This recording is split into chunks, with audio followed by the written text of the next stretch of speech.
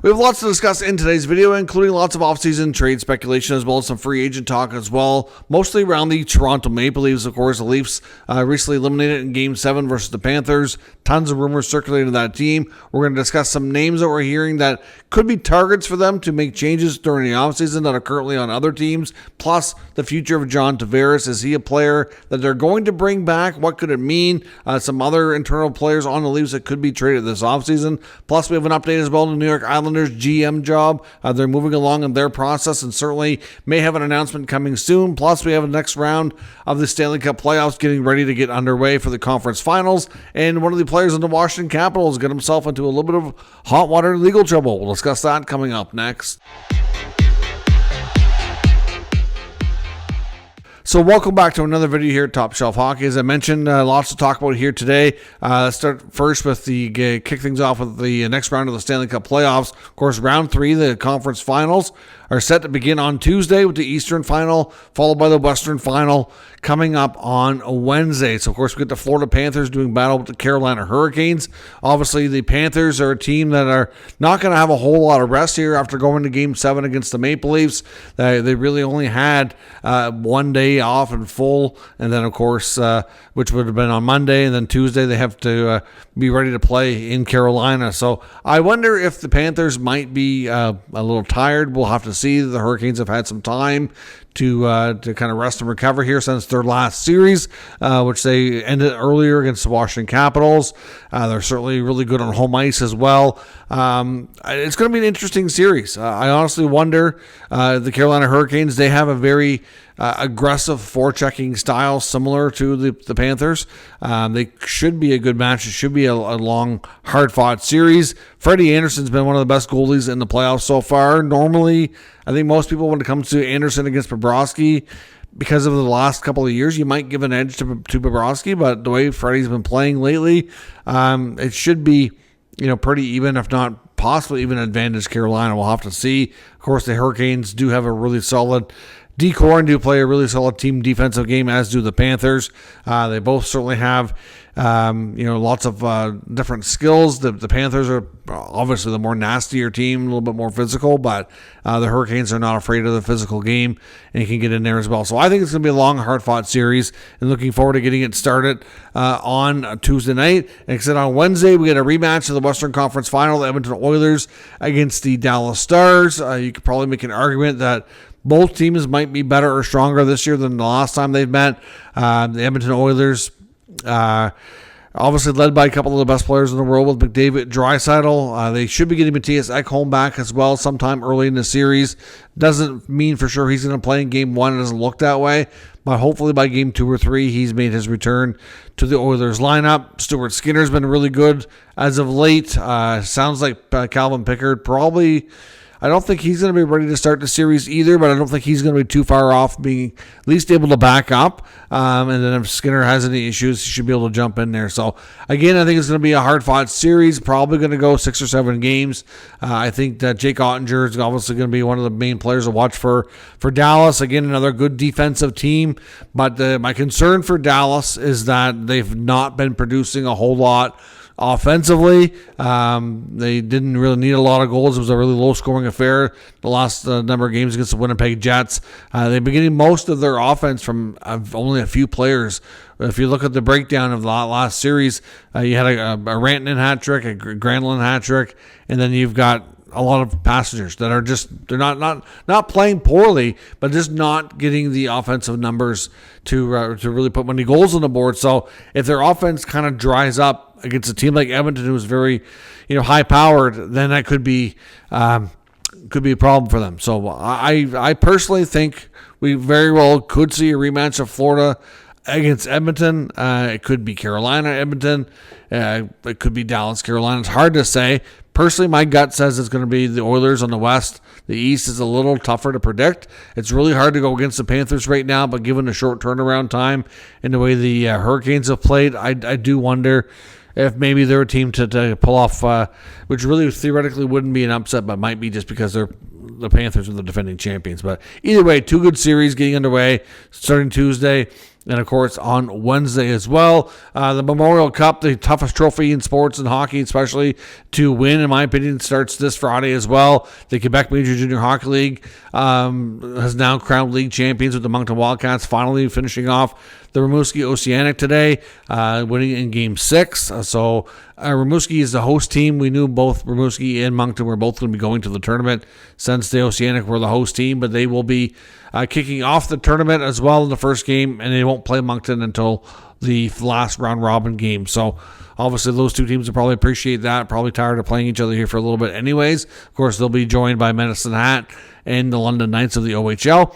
So it should be a great tournament. Certainly, I recommend you check that out. It's all available in Canada on TSN once it kicks off. And we talked about the schedule here the other day. As I mentioned as well, Washington Capitals young defenseman Alexeyev has gotten himself in a little bit of trouble. He's a pending restricted free agent, and overnight, Friday into Saturday, I believe, or Saturday into Sunday, 3:30 in the morning, he got himself into, I guess, a little bit of a bar fight, and he ended up being pepper sprayed and was arrested for public intoxication. So the Capitals are aware of the situation. They're trying to gather more info to see what happened, but certainly for somebody who doesn't have a lot of experience in the NHL, doesn't have a lot of games, looking for a new contract, that's just not a good look for him. But I don't know the whole story of what happened, so we'll try to reserve judgment until we know more on the situation. The New York Islanders GM job appears to be taking the next steps, and some people think that we could get a decision as early as this week.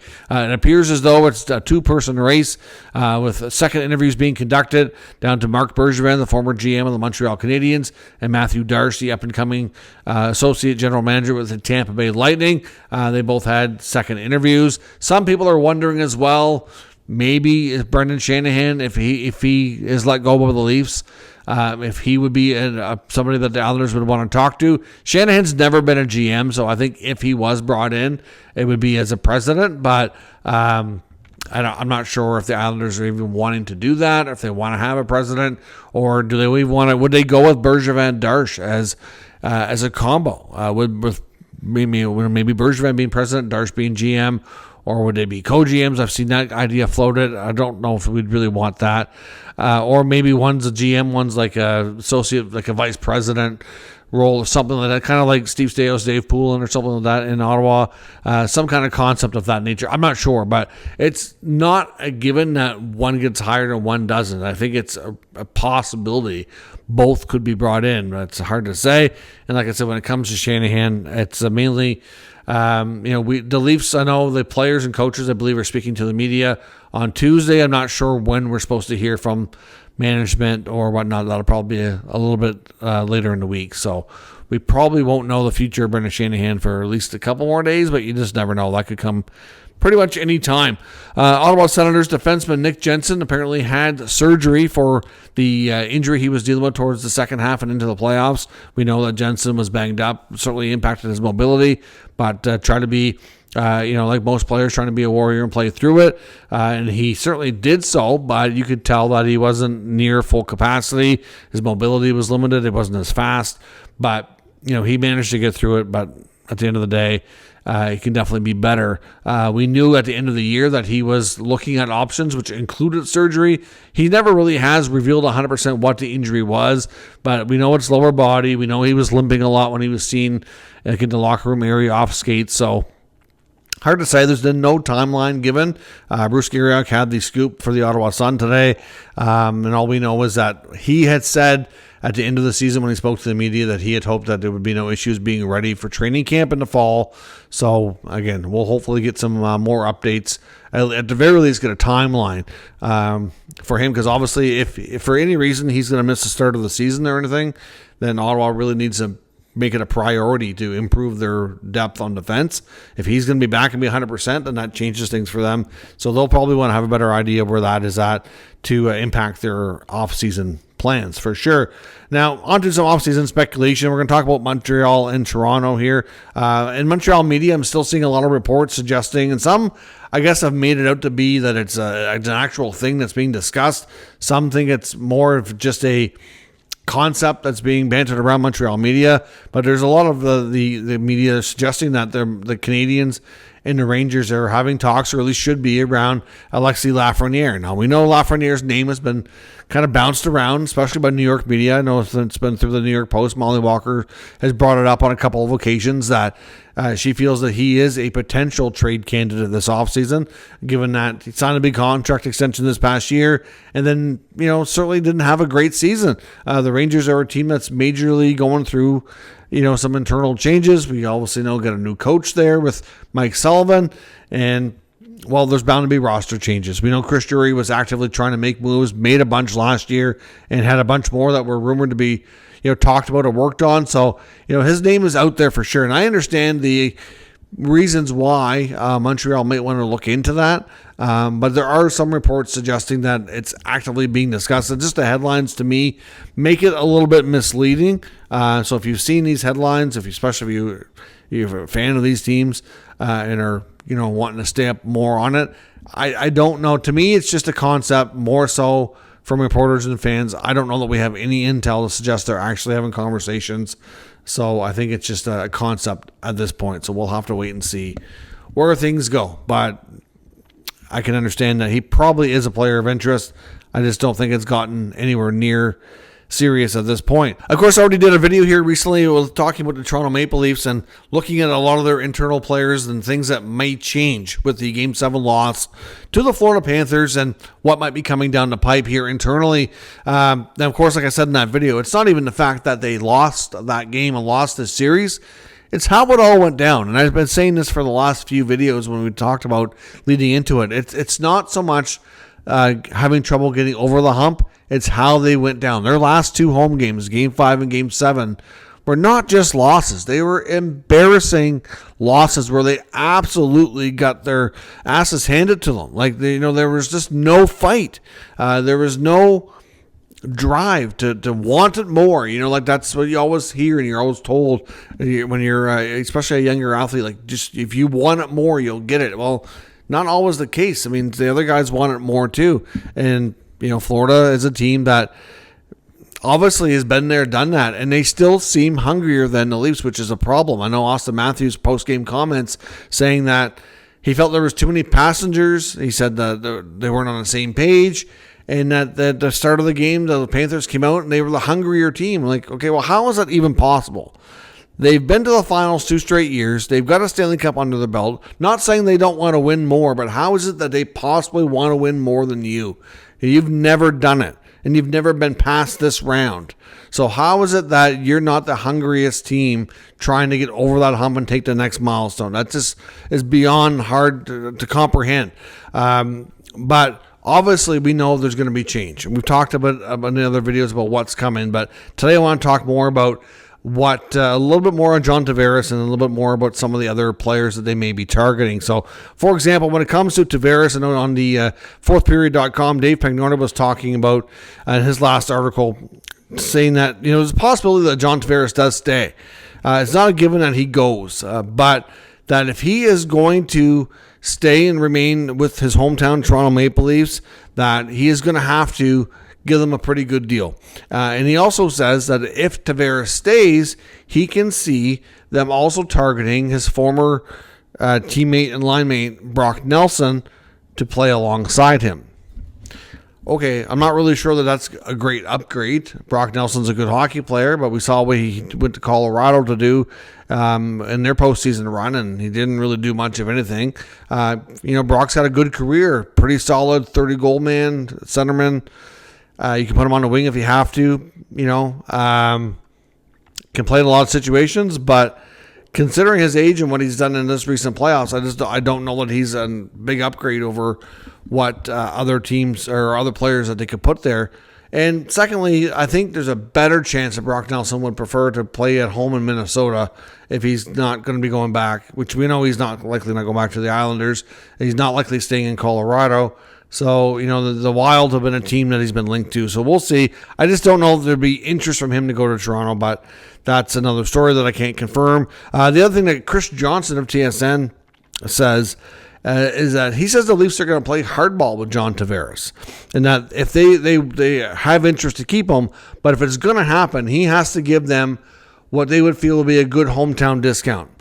Many people would point to the fact that them signing Tavares for $11 million tied up a lot of cap space and certainly led the way to the other younger players like Matthews, Marner, Nylander demanding so much money. They all decided, in my opinion, they weren't going to take a penny less to give any kind of hometown discounts because this guy comes in as a UFA and he didn't. Why should I? And I think that was the contract to kind of set that precedent early on. And I've argued from the beginning, I have nothing against John Tavares. Good hockey player. He was a good, productive guy for them for 7 years. I just don't feel he was what they needed. And he tied up a ton of cap space when they could have been adding other types of players to make that team a little bit more deep, a little bit more well-rounded, and gone about this a different way. But that's 7 years in the past. The contract's expiring, which is hard to imagine. And if he's going to stay, CJ says a big hometown discount is going to be necessary. So AFP Analytics, who I rely on a lot for contract data, they have his market value somewhere around the $8 million mark. The fact that he's in his mid-30s, but still scoring 30 goals and still being as productive as he was this past year, that on an open market, that's what he could command. It sounds, based on what CJ is saying, that he's probably going to have to agree no more than 6, probably closer to 5 on a contract to give them a good discount to stay. Otherwise, he's going to have to make a decision. If you want to be a Leaf and you want to stay at home and play, this is what it's going to take. So I know listening to other members of TSN talk about the Leafs postmortem here, I know Brian Hayes was saying that he thinks that Marner and Tavares both need to be let go and just use the cap space to go find some new players. Easier said than done, of course. But again, the intel from CJ says if Tavares is going to stay, it's going to have to be a big, handsome hometown discount. So we'll see. Some other names mentioned for guys that could be targeted by the Leafs. Elliot Friedman brought up Brad Marchand, talking about how he was so, I don't know what the word would be, but complimentary, you could say, of the Leafs during his post-game interview, kind of cutting them some slack on how much of a hard time they get from the media, and wonders, is this the ultimate troll job, or is this a case of Marchand kind of buttering him up to say, hey, I might want to come play there when I'm hitting for agency this summer. He admitted that he grew up a Leafs fan, which I didn't know before. So, would Marchand be a good player for them? He absolutely would be. He's a guy who's been there, done that, knows how to win, and would be a guy that you can always count on to push and to be in the fight in a Game 7 or Game 6 or whatever when it matters most. So, yeah, that might not be a bad option. I'm not sure what the contract would look like, but if Brad wants to go to Toronto, I think they should be all over it. A couple other names brought up by Elliot Friedman, the main one being Jonathan Marchessault out of Nashville after, leaving Vegas and getting a new contract in Nashville and having things go horribly wrong this past year. Wondering if Marchessault is a player who we know, again, in his mid-30s, though, so it may not be the right age they're looking for, but a player that is hard-nosed. He's not overly big, but he plays big. Conn Smythe Trophy winner, knows how to get it done in the playoffs, has a Stanley Cup to his name, might be a player to consider, seeing if he would be wanting to move out of Nashville. I mentioned as well, what about the hometown kid, Steven Stamkos? Stamkos has a lot of accomplishments on his resume, including Stanley Cups. Now, his $8 million contract that he has might not be the most favorable, but would Nashville even consider eating a little bit of that, even to knock it down to 6 or 7? I'd take Stamkos probably over Tavares if I had to pick, but I'm not the GM of the Maple Leafs. Another name that's come up as well, wondering if they would take another crack at trying to trade for Brayden Schenn out of St. Louis. We know Craig Berube is a big fan of Schenn from their time together on the Blues when they won a Stanley Cup. So Brayden Schenn, we know they attempted trading for him earlier in the year. I don't think Schenn was overly crazy about it, decided he wanted to stay in St. Louis and help his team get in the playoffs, and he did that. Will they revisit that? I mean, it's another hard-nosed player that, again, you can bank on being in the fight. So maybe him. Mason Marchment's name was brought up as well. Out of Dallas, if they're looking for some cap space. Of course, Marchment at one point was a Leaf and they let him go. One of those players like Carter Verhaeghe who they had in the organization but let go at a young age. And unfortunately, they went on to find success elsewhere and turn out to be regular NHL players with a decent amount of success. Obviously, he's a guy that's not afraid to play physical and, do the dirty work, right? So those are the types of players that, a lot of people feel the Leafs are missing. If you look at their core guys, they're not necessarily, look at the commercial from Sportsnet this year for the playoffs, to lay it on the line. Well, I'm sorry, but you don't see that. Mitch Marner looks afraid to get hit most of the time. Matthews is a great player, great shot, good goal scorer. Does he really show toughness and grit, though? No. They get Matthew Nyes, who's a power forward. He shows glimpses of that, so you definitely want to retain him and build around that for sure. Matthews and Nylander have long-term contracts, so clearly, they're players that are likely going to stick around in the organization. And they have a lot of skill, but you need to bring in a different type of skill set to surround them to change the group, in my opinion. And obviously, that's what a lot of the media is seeing as well, which is why these are the names that are being possibly mentioned as players that the Leafs should be pursuing this offseason. So again, we'll see what happens. Obviously, there's lots to kind of digest here. It's still fresh after a Game 7 loss on Sunday evening for the Maple Leafs, but I suspect we'll probably get a better sense of where things are at as they talk to the media and get through this week. And then I imagine over the next couple of weeks, as usual, as we get closer to the draft and the Stanley Cup being handed out, the rumor mill will start really picking up with what they're more likely to do. So let me know your thoughts on all of today's news and rumors in the comments. We'll discuss further. If you're new to the channel, make sure you subscribe and stick around. We'll keep you up to date with the latest news, rumors, and analysis of all 32 NHL teams. Thanks for watching. I'll catch you next time.